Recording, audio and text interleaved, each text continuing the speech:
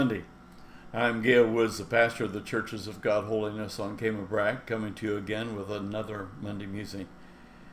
What do you think of when you hear the name Albert Einstein? Brilliance, genius, intelligence. His exceptional intelligence is legendary. Yet as a child, people wondered about Albert Einstein. He wasn't a beautiful baby. The back of his head was so huge that his family worried that something was wrong with him.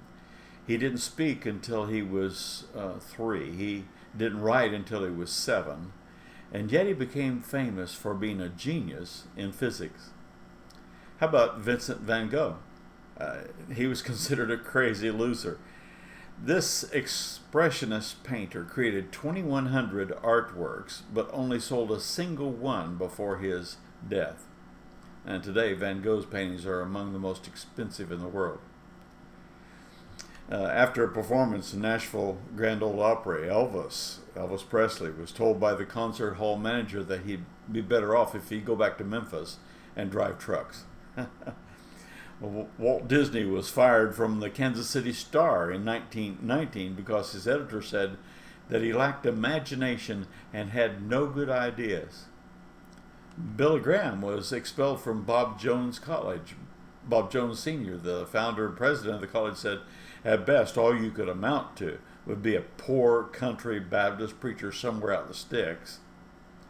Too often we judge people by what we see while we know nothing about what they really are as a person. Think about the Apostle Paul. We have no illustrations or photos of what Paul looked like. But from what he wrote about himself in 2 Corinthians chapter 10, verse 10, we can surmise that he wasn't among the best looking of his day. In fact, Paul actually quoted an opponent who laughed at his physical appearance and voice, and Paul told them in essence, "I heard what you said about me. You say his bodily presence is weak and his speech is contemptible." The word bodily presence is a translation of the Greek word, which may be better translated the mere appearance of his body. Paul's opponents were not impressed with his physical body. They called it weak. The word weak that Paul quotes here is a Greek word which can mean physically weak, but it can also mean dubious or defective or questionable in appearance. It could actually be rendered, the appearance of his body is a little bit puzzling. It appears that they were laughing at Paul's physical body, and yet it was that same physical body that carried the power of God wherever he went. The external package may not have been very impressive to the apostles' opponents, but it contained the dynamic power of God. And so Paul warned them, "You better be careful about judging me by my external appearance, because when I come to you next time, you'll find out how much power is contained in this body."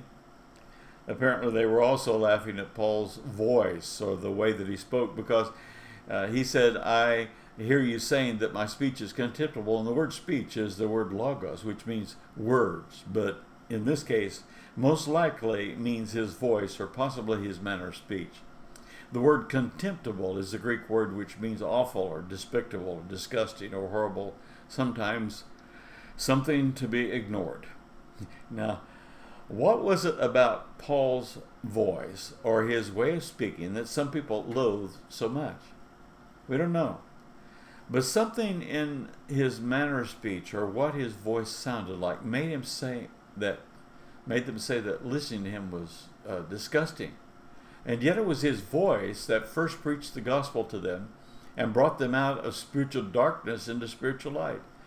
We don't know what Paul sounded like, but regardless of his voice tenor, depth, tone, regardless of how Paul articulated his message, it had been the voice of this apostle that has been the vehicle to bring the knowledge of God's power and love to the Corinthians and to people all over the Roman Empire. There may have been weakness in Paul's physical appearance and vocal abilities, but his interior was mighty and powerful. People could mock all they wanted, but his opponents were never able to match what he accomplished because he was so inwardly filled with the divine power of God, the revelation of God. His opponents may have been more physically attractive, but inwardly they simply couldn't measure up to what Paul carried within himself. Person's outward package may not always tell the truth about what he or she is carrying on the inside. That's something important to remember. 2 Corinthians chapter 10, verse 7 says, "Do you look on the things from the outward appearance? If any man trusts to himself that he is Christ, let he himself think this again, that as he is Christ, even so are we Christ." And so today I want to encourage you not to judge yourself too harshly by your exterior appearance. Do all you can to make yourself look better, but when you're done with all the improvements that you can make, there's nothing else you can do. You must remember that your inward man is filled with the power of the Holy Spirit if you truly are serving God with all of your heart. Remember this truth also when you meet others. It is simply a fact that you may meet some people who look very impressive, but they're pretty empty inside. And you may meet others who look very unimpressive, but are among those who will change the world. And so determine today to judge first yourself and then everyone else that you know in life, not by external appearances, but by the heart, just as God does. That one decision alone will help you see more clearly in every situation and keep you from evaluating yourself and those around you according to low-level human standards. Now, I want to remind you, if you happen to be in Cayman-Brac, that we'd love to have you come and worship with us, either at our Watering Place Church or our Spot Bay Church. We have services on Sunday morning at 11 o'clock and Sunday night at 6:30. And if you can't come, but you can get on Facebook and watch the services live on Sunday mornings. That's at facebook.com/COGH Cayman-Brac.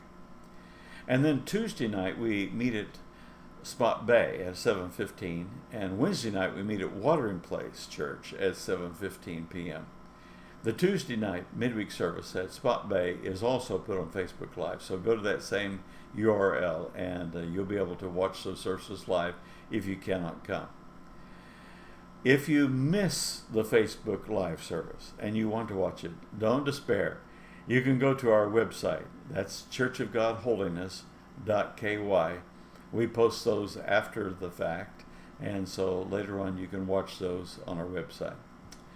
Well, it's been good talking to you once again. I trust that God will bless you. Remember to not judge people by what you see, but by who they really are.